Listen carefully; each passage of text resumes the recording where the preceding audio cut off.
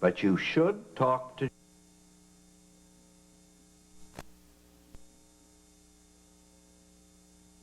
Urgent. Oh, well, Mr. Reyes, what do you want with me? So, you want to adopt Bianca? It's none of your concern. I sponsored her coming to this country, so naturally I'm concerned about her welfare. Yes. You lied to her. You lied to her about her brother. I still believe Pedro may be alive. Look, her parents were servants to my family in Montega. I am responsible for her. I absolve you. Lucinda, I am far better equipped to help her adjust to life here than you are. Oh, yes, you want her to work as a servant in your house. Well, I don't want that. I want her to have the American way. And she's going to have it. She's going to have money. She's going to have position behind her. And affection. I will lavish on her all my pent-up emotion for my lost Sierra. I hope she's up to the burden.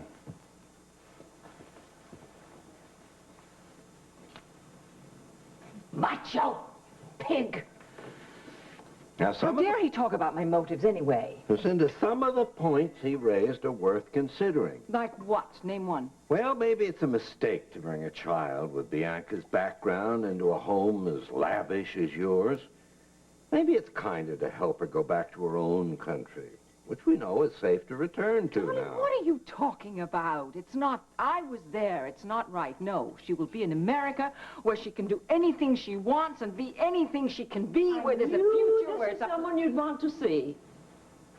Hello, darling. I didn't think I'd see you so soon. Well, I've been thinking about your offer, and, I hope you haven't come to say no to me. well, I'm not sure that I will be able to live up to your expectations. But I will be happy to work for you and live with you if that is what you wish. Darling, thank you, but I don't want a servant. I have servants, and I don't want someone to work for me. I mean, I could use a little devotion around here. You loved my daughter, Sierra, and I want you to come and live with me as if you were one of my daughters, and I will show you a world and a life that you never imagined could be. Frankly, I don't think the AIDS test is a bad idea, but knowing how tactful John is, I can understand why Andy went through the roof. The thing is, Andy had just agreed to have dinner with John and me tonight. I met him in the market and had suggested it to him. Maybe we should adopt John. Honey, with everything that he has going on in his life, I'm just so grateful that he's really concerned about Andy. Well, it seems to me that his concern was never this intense until he and Lucinda split. I still say he's using you, and he's using Susan Stewart. I didn't realize that having John around bothered you so much. You didn't? No.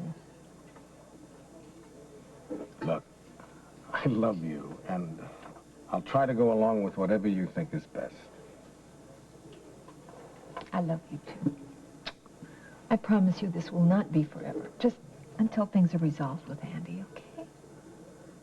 Well, I gotta tell you, I don't think this situation with Andy is going to be resolved real soon.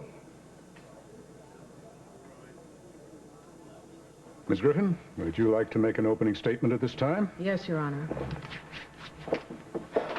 Ladies and gentlemen, it is evident from his opening statement that Mr. Benedict intends to take an obviously clear case of justifiable homicide, the case of a boy who, having witnessed one murder at the hands of his father and tried to prevent another, and drag it down to the sensational level of a supermarket tabloid. Instead of asking you to think about what you hear and to arrive at a reasoned verdict, he's appealing to your emotions with his cry of passion and his ominous repetition of the phrase, 3 shots. Yes, there were 3 shots, but they were fired in one brief moment, virtually at the same time, at a man Paul had every reason to believe, to know was extremely dangerous. There is no special magic in the number of shots fired. Give the facts their proper value, and the facts in this case are very simple. Paul arrived at Miss Stewart's apartment. He found James Stenbeck in the act of strangling her. Paul knew from his own bitter experience that his father was capable of murder.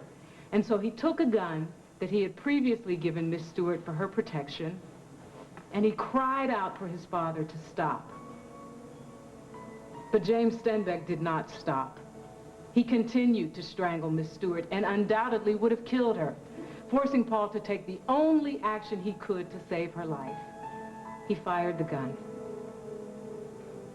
If there is passion in that, it is the passion of a boy's fear for the life of his friend, a friend literally in the grip of a cold-blooded, psychopathic killer. Over the past week, we have spent a great deal of time selecting a jury that could evaluate evidence and arrive at a just verdict.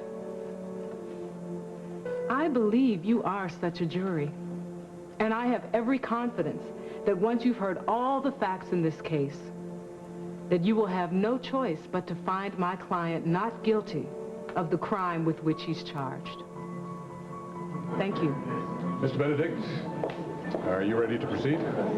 I am, Your Honor. I call as my first witness Detective Margot Hughes.